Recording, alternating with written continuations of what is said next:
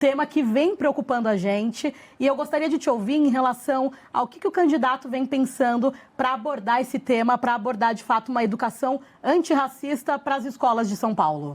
A educação voltada para respeito. A gente promete para você de São Paulo revolucionar a educação, olha nessa câmera, revolucionar a educação. Homem tem que respeitar a mulher, né? A gente vai ter duas frentes. A frente de educar na causa é a frente de educar no efeito. Então, as empresas na cidade de São Paulo, com mais de 2 milhões de CNPJs, elas terão um braço de ensino subsidiado pela prefeitura, né, para treinar colaboradores, parentes de colaboradores e pessoas que moram próximas a essa empresa. Então, é inovação na gestão pública. No ensino básico, né, no ensino municipal, na escola municipal da cidade, nós vamos colocar treinamentos, né, que são extracurriculares, né, para essas crianças aprenderem inteligência emocional, educação financeira. A gente vai voltar a cantar o hino nacional na escola pelo menos uma vez por semana, porque realmente está perturbador. Hoje estão distorcendo com linguagem neutra. Hoje a gente tem indícios, né, de erotização de infantil nas escolas. A gente tem partidarização ao invés de explicar política na escola. E podem contar comigo nisso, né? Um respeito absoluto à liberdade de expressão de cada um, à vida de cada um. Nós vamos fazer cumprir a lei, né, de fato, exercer o respeito dentro da escola pública. Candidato, até falando ainda sobre educação, o senhor deseja incluir no currículo escolar da Rede Municipal de Ensino algumas novidades, de acordo com a demanda de mercado. Eu gostaria de entender que disciplinas são essas, que novidades são essas, se há algum estudo, algum embasamento científico para implementar isso para os adolescentes e também aí para as crianças. A gente vai transformar a escola de São Paulo numa escola olímpica. O que significa isso? Estuda num período, treina no outro. A criança e a adolescente vai escolher 3 esportes e aquele que ela tiver a maior vocação, ela vai seguir e em competições a gente vai financiar, né? Vai fazer investimentos no seu filho que seguir esse caminho. Qual que é a perspectiva? Até 2030, o governo nosso acaba em 2028. Aí você lembra do número 28 para você votar, senão você não vai ver uma educação diferente.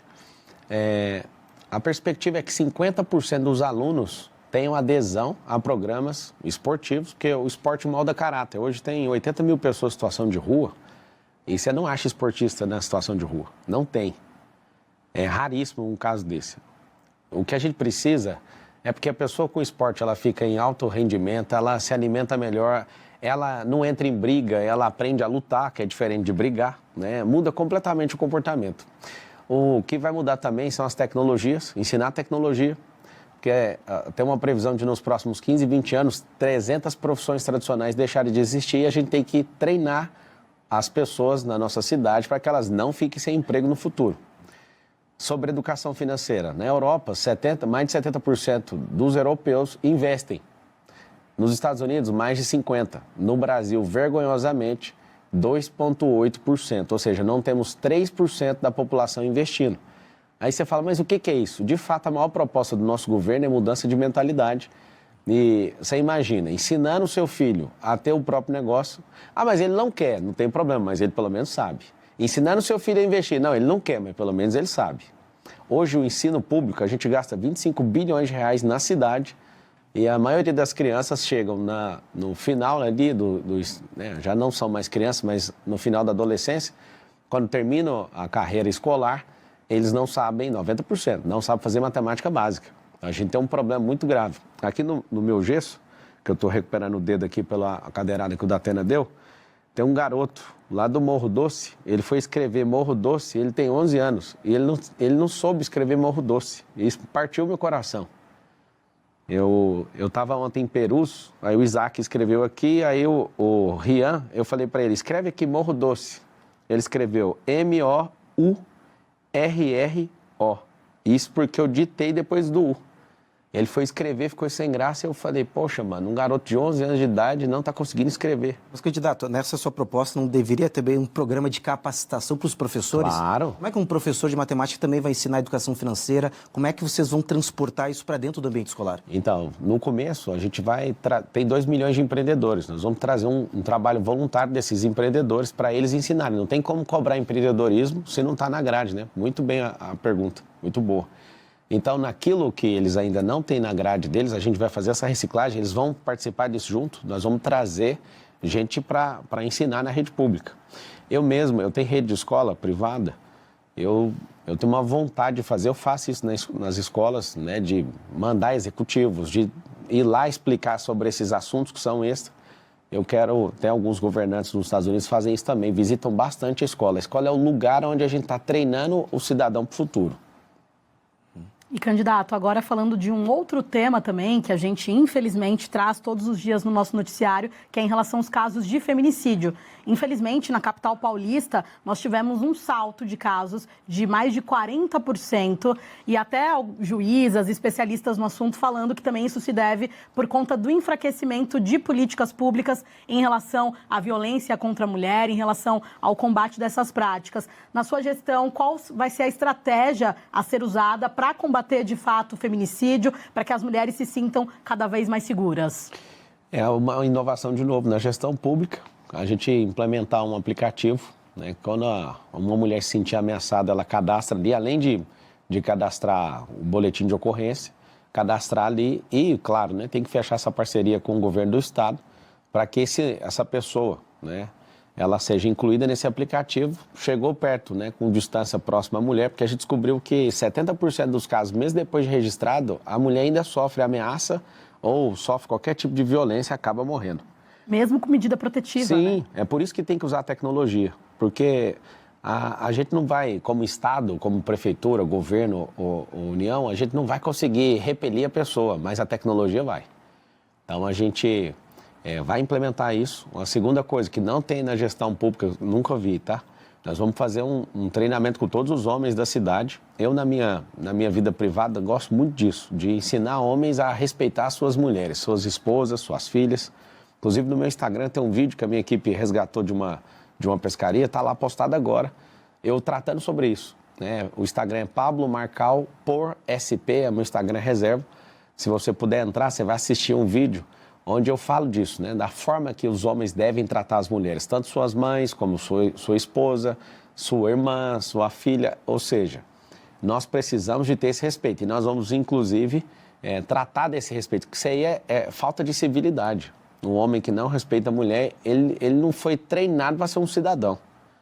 E, lamentavelmente, a gente vê o crescer desse tipo de crime, porque o homem realmente não aprendeu a respeitar e nós vamos ensinar, nós vamos reciclar a mentalidade desses homens nessa cidade. Candidato, falando também sobre segurança pública, gostaria que o senhor falasse um pouquinho sobre toda a complexidade que envolve a região da Cracolândia. Tem ali no meio usuários que precisam de acolhimento, há traficantes, onde o crime precisa ser combatido. Gostaria de saber se o senhor tem algum plano aí para, de fato, acolher quem precisa, para combater o crime e o que fazer, de fato, com essa região que cada vez está se pulverizando em outras regiões aqui da capital. Sim, para você que está assistindo, a Secretaria de Assistência para esses assuntos tem 2,6 bilhões de destinação em reais todo ano e 1 bilhão é exclusivamente dedicado para tirar essas pessoas da situação de rua. O que está acontecendo? Cresceu 23% em relação a dezembro do ano passado. Hoje, dados oficiais, tem mais de 80 mil pessoas em situação de rua, né? Parece a Zumbilândia aqui. O que eles fizeram para amenizar? Saíram esparramando a Cracolândia. E um dos maiores problemas que tem na Cracolândia hoje é o álcool, é a Alcolândia. Tem abrigos, tem vagas nos abrigos, mas não tem disposição política. Aí eu quero saber qual que é o interesse, né, de alguém que não quer resolver o problema.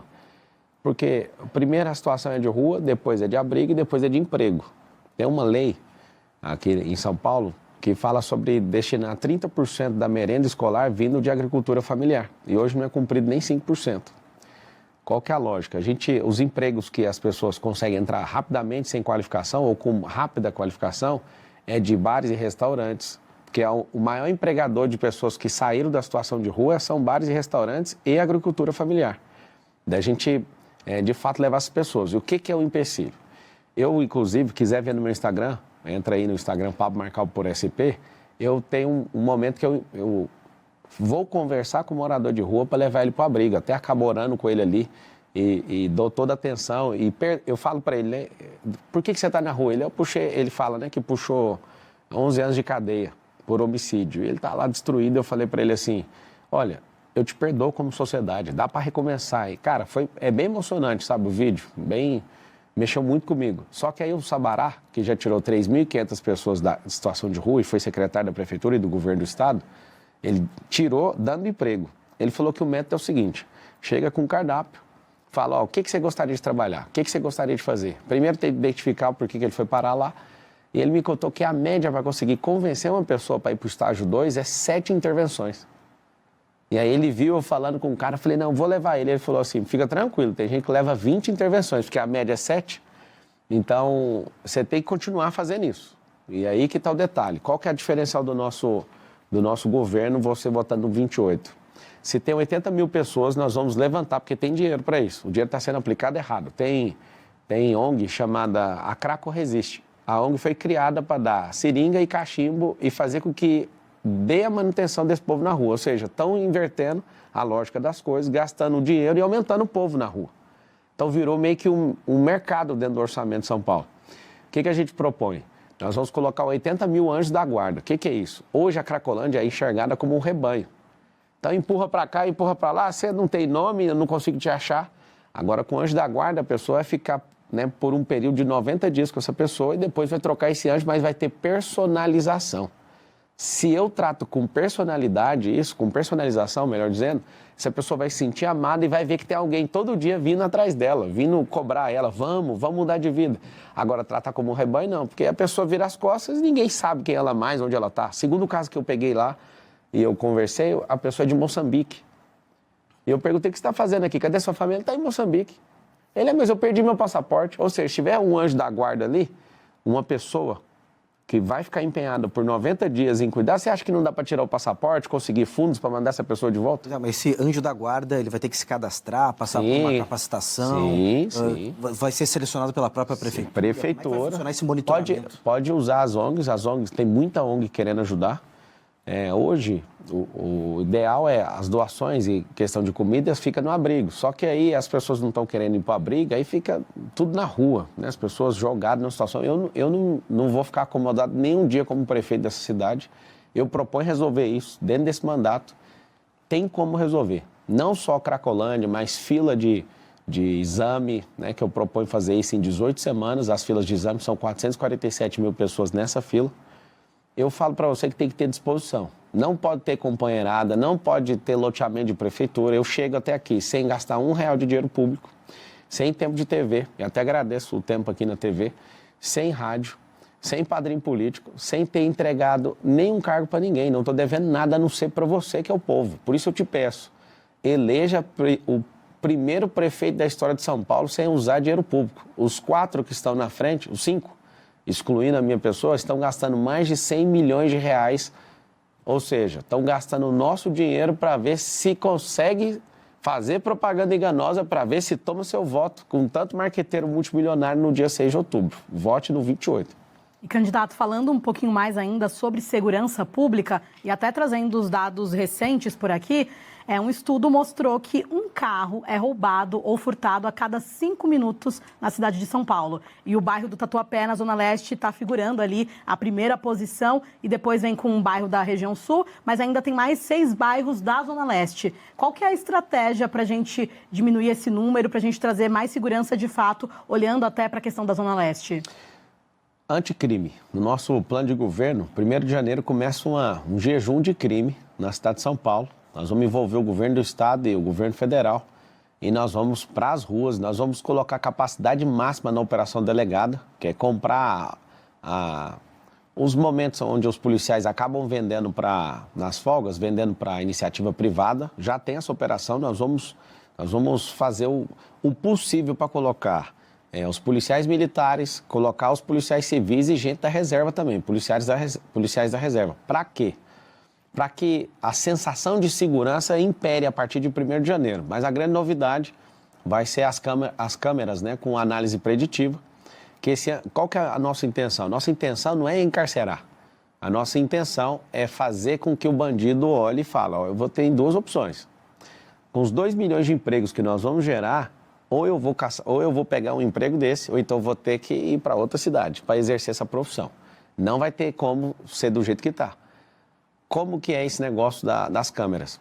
você ter uma noção, não adianta ter milhares de câmeras se elas não forem inteligentes. Se você tiver câmera inteligente, o que é uma câmera inteligente? Com análise preditiva e inteligência artificial, que já roda em vários lugares.